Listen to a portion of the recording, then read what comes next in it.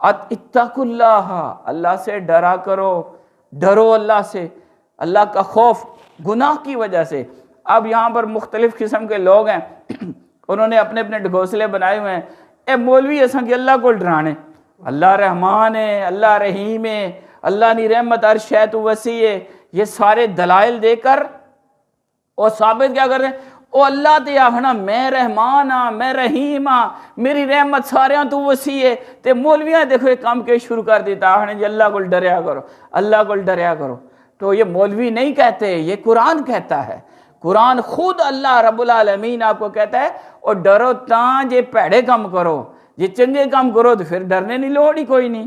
اب یہ دلائل وہی دیتا ہے، یہ ڈگوسلے جو خود پیڑے کام کرتا ہے اور کہتا ہے اللہ کی رحمت وسیع ہے، اللہ معاف کرنا، اللہ رحمان، اللہ رحیم ہے، اور کری جاؤ جو کرنا ہے، اللہ تے معاف ہی کرنا ہے۔ یہ بات نہیں، یہ بھی قرآن ہے۔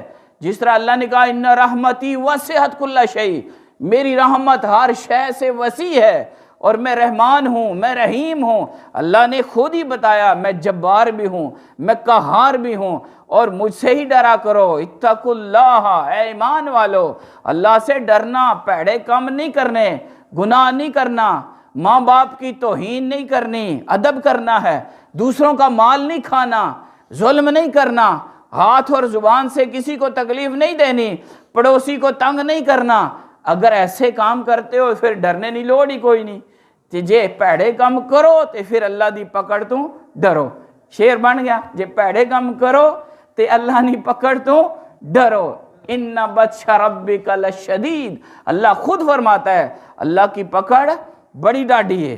اس لیے فرمایا اتقوا اللہ، اللہ سے ڈرتے رہا کرو اگر تم گناہ کے بات کرتے ہو، حق کا تقاتے ہی، جس طرح کے ڈرنے کا حق ہے اللہ سے۔ اگر گناہ کرتے ہو تو اللہ کا خوف دل میں رکھو۔ دیکھیں اس بات کو سمجھ لیں، میں کتنا طاقتور، صحت مند، با اختیار سارا کچھ ہوں، لیکن اللہ کی پکڑ آ جائے، مجھے ساری کائنات لگی رہے، مجھے نہیں بچا سکتے۔ اللہ کی طرف سے پکڑ آئے، میں اس کو کہتا ہوں ایک چونڈی پہ جائے، ایک جگہ درد اٹھے، ساری دنیا لگی رہے، خدا کی پکڑ کی وجہ سے میرے لیے کوئی حل نہیں ہوتا۔ اس لیے آج ہی اللہ کی بارگاہ میں پناہ میں آ جانا چاہیے، جو اللہ کہتا ہے وَمَن يَعْتَصِم بِاللَّهِ، اللہ کو مضبوطی سے پکڑے رہو، اللہ کی پناہ میں آ جاؤ، اللہ کا سہارا لے لو، سیدھی راہ مل جائے گی۔ اور اس طرح ڈرو جس طرح کے ڈرنے کا حق ہے۔ ڈرنے کا حق کیسا ہے؟ اب صوفیاء نے بڑی خوبصورت باتیں لکھی ہیں، وہ کہتے ہیں اللہ سے ڈرنے کا حق یہ ہے کہ جب اس کی اطاعت قبول کر لی، اب زندگی ساری نافرمانی نہیں کرنی بھائی۔ جب اللہ کو مان لیا اب پھر انکار نہیں ہوگا، اور اللہ کا ایسا شکر ادا کرنا شروع کر دیں کہ زندگی ساری پھر ناشکری نہ ہو، اور اللہ رب العالمین کی ایسی اطاعت میں آ جائیں کہ کبھی نافرمانی اور شیطان کی طرف نہ جائیں۔ جب آپ یہ کام کریں گے تو اللہ کی بارگاہ میں حق کا تقاتے ہی ہو جائے گا۔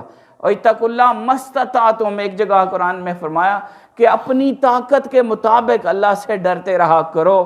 اور بہت کمال کی بات ہے، فرمایا وَلَا تَمُوتُنَّ، تم ہرگز نہ مرنا الا وانتم مسلمون، مرنا تو مسلمان ہی مرنا۔